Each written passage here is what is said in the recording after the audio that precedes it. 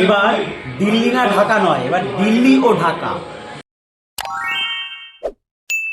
বাংলাদেশে বিএনপি ক্ষমতায় আসার পর নতুন প্রধানমন্ত্রী তারেকুর রহমানের নেতৃত্বে বাংলাদেশ এবং ভারতের সম্পর্কের মধ্যে আগের থেকে অনেক উন্নতি ঘটেছে।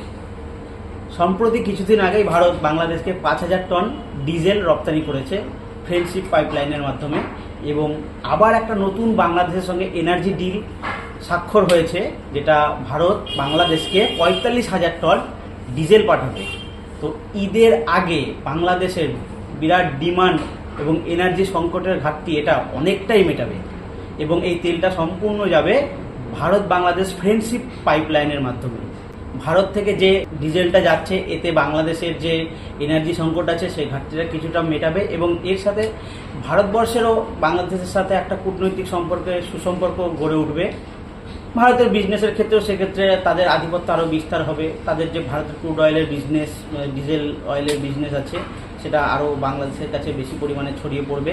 এটা কি উইন উইন সিচুয়েশন হিসাবে এটা কি কোনো এক পক্ষের জন্য লাভবান, নাকি দুই পক্ষই এতে লাভবান হবে? চলুন দেখে নিই। এখানে এক নজরে আমরা দেখতে পারি যে পয়েন্ট নাম্বার 1, এখানে ভারত বাংলাদেশ সম্পর্কে, কূটনৈতিক সম্পর্কে উন্নতি ঘটবে। ভারত বাংলাদেশের বন্ধুত্ব আরও বন্ডিংটা স্ট্রং হবে আগের মতো, যেমন শেখ হাসিনার আমলে ছিল।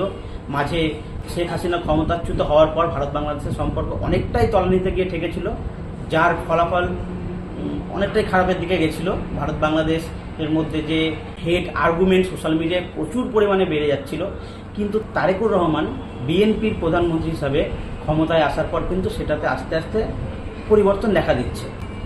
এক্ষেত্রে ভারতের কী লাভ হতে পারে? ভারত যে বাইরে থেকে তেল কিনে এবং সেটাকে পরিশোধন করে তৈরি করে বাইরে রপ্তানি করে, সেক্ষেত্রে ভারতের আধিপত্য বিস্তার হবে, ভারতেরও প্রফিট হবে বিজনেস বাড়লে।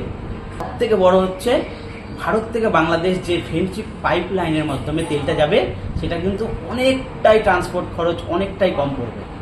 আপনাদের কি মনে হয়, এটা কি ভারতের জন্য শুধু উইন টু উইন সিচুয়েশন, নাকি দুপক্ষের এতে লাভবান হবে? আপনাদের মূল্যবান কমেন্ট অবশ্যই জানাবেন। ধন্যবাদ।